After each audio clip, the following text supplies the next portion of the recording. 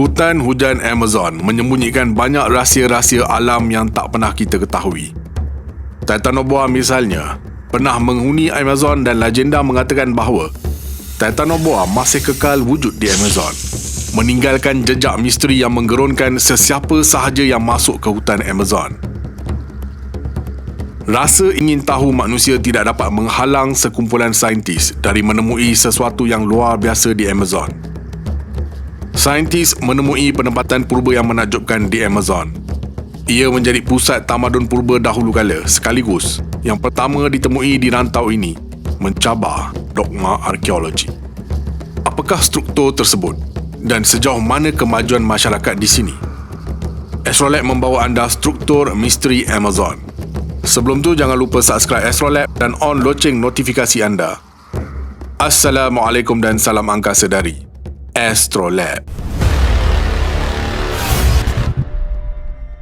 Sekilas fakta. Hutan Amazon merupakan hutan hujan tropika terbesar di dunia. Keluasan saiz hutan ini adalah seluas 6.7 juta kilometer persegi dan merangkumi 8 buah negara di benua Amerika Selatan iaitu Brazil, Bolivia, Peru, Ecuador, Colombia, Venezuela, Guyana dan Surinam, serta sebuah wilayah luar negara Perancis, Guyana, France. Walaupun meliputi banyak negara, Brazil tetap menjadi rumah utama hutan Amazon kerana 2/3 hutan ini berada di dalamnya. Disebabkan keadaan hutan yang tebal, kawasan lantai hutan tersebut sentiasa berada dalam keadaan gelap kerana tidak mendapat cahaya matahari. Amazon menjadi kediaman kepada jutaan manusia termasuk 400 suku orang asli yang bertutur dalam 300 bahasa berbeza. Ini menjadikan hutan berkenaan sebagai tempat paling banyak didiami manusia. Terdapat 400 bilion pokok tumbuh di dalam hutan Amazon. Pokok-pokok ini mempengaruhi kitaran hujan yang berlaku di seluruh Amerika Selatan dengan melepaskan 20 bilion tan air ke udara setiap hari. Satu pokok besar boleh melepaskan lebih 1,000 liter air dalam tempoh 24 jam. Cukup untuk mengisi 10 tap mandi bersaiz biasa. Amazon kaya dengan ekosistem habitat semula jadinya kerana terdapat 40,000 spesies tumbuhan, 1,300 spesies burung, 3,000 spesies ikan, 430 mamalia dan juga 2.5 juta spesies serangga yang berbeza. Walaupun kelihatan cantik pada luaran, kawasan dalam hutan Amazon tetap berbahaya kepada manusia jika tidak berhati-hati. Hutan Amazon juga terkenal sebagai rumah kepada banyak binatang buas yang boleh membunuh manusia. Antaranya, belut elektrik, ikan pirana, katak beracun, ular berbisa dan pelbagai lagi. Untuk pengetahuan semua, Amazon juga memiliki sungai terpanjang di dunia dengan panjangnya 6,575 km. Selain rahsia alam flora dan fauna, apa lagi yang terkandung di hutan hujan Amazon? Legenda mengatakan bahawa askar Spanyol giat mencari bandar emas El Dorado. Pencarian tersebut hanya tinggal sejarah. Ramai yang hilang tidak ditemui. Saintis menemui kota tinggalan purba di hutan hujan Amazon Bolivia menggunakan teknologi LiDAR. Penemuan tersebut mengejutkan saintis. Jutaan laser yang dipancar dari helikopter yang terbang di atas lembangan Amazon telah mendedahkan bukti penempatan yang tidak diketahui yang dibina oleh tamadun prahispanik yang hilang. Menyelesaikan perdebatan saintifik yang berpanjangan mengenai sama ada rantau tersebut dapat mengekalkan populasi yang besar. Penemuan menunjukkan orang Kasarabi yang tinggal di wilayah Llanos de Mojos di lembah Amazon antara 500 dan 1400 sebelum Masihi, jauh lebih ramai daripada apa yang difikirkan sebelum ini, dan bahawa mereka telah membangunkan tamadun yang luas yang disesuaikan dengan persekitaran yang unik. Penyelidik kajian menggunakan LiDAR bawaan udara, pengesanan dan julat cahaya di mana beribu-ribu pancaran laser inframerah dipantulkan setiap saat dari rupa bumi untuk mendedahkan struktur arkeologi di bawah tumbuh-tumbuhan tebal dan menemui beberapa penempatan yang tidak diketahui termasuk rangkaian jalan raya, tambak, takungan dan terusan yang berpusat pada 2 penempatan Kasarabi yang sangat besar, kini dipanggil Kotoka dan Landiva. Busuk misteri di sudut barat daya lembangan Amazon pernah menjadi tapak penempatan bandar purba. Apa yang lagi mengejutkan ialah struktur ini dibina 1,500 tahun dahulu yang menyerupai struktur piramid seperti di Peru, dengan penggunaan teknologi penderiaan jauh untuk memetakan rupa bentuk bumi dari udara. Mereka mendapati bahawa kira-kira 1,500 tahun yang lalu, orang Amazon purba membina kawasan berkependudukan tinggi, membina piramid tanah setinggi 22 meter yang dikelilingi struktur laluan pejalan kaki. Kawasan terpencil dan berutan sukar diterukai dan sisanya sukar dikesan walaupun dari udara. Saintis menghadapi sedikit masalah kerana tidak ada cara lain untuk mengetahui apa yang ada di sana sehinggalah mereka tiba di sana, dan apabila tiba di sana mereka menghadapi masalah untuk mencari dan mengorientasikan tapak. Mozaik foto tapak Landivar ini dihasilkan melalui rakaman daripada drone. Kanopi hutan mengganggu pemandangan landscape, tetapi LiDAR boleh menerobos pokok jauh ke bawah.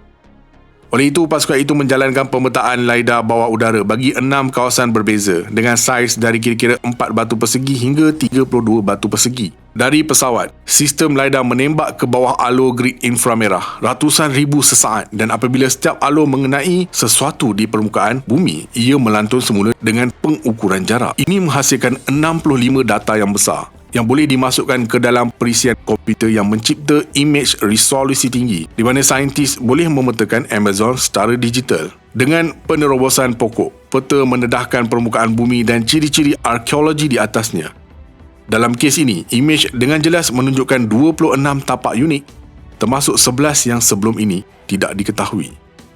Antara 26 tapak itu ialah 2 pusat bandar besar Landivar dan Kotoka. Mereka telah diketahui wujud, tetapi peta baru itu memperincikan arkeologi dan saiznya luas, masing-masing pada 1.2 dan 0.5 batu persegi.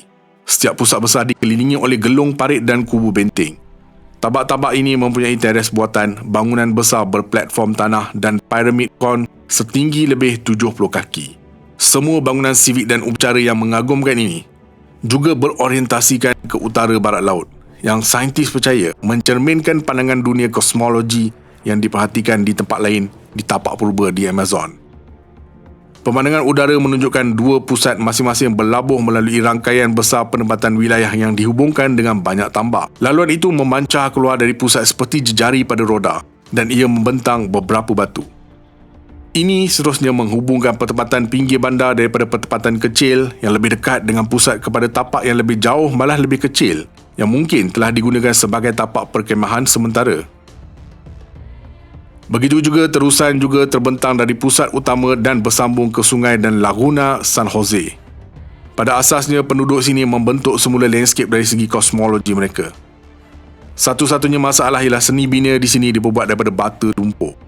Jadi walaupun pada masa itu, ia kelihatan hebat seperti mana-mana di rantau Maya, monumen Maya telah bertahan lama kerana ia mempunyai batu kapur. Sementara monumen ini tidak begitu tahan lama. Rantau Llanos de Mojos ialah savana tropika, tanah rendah di barat daya lembangan Amazon. Ia mempunyai musim hujan dan kering yang berbeza setiap tahun. Bulan paling kering tidak mempunyai hujan, tetapi semasa musim hujan antara November dan April, kebanyakan kawasan itu dinaiki air selama berbulan-bulan pada satu-satu masa.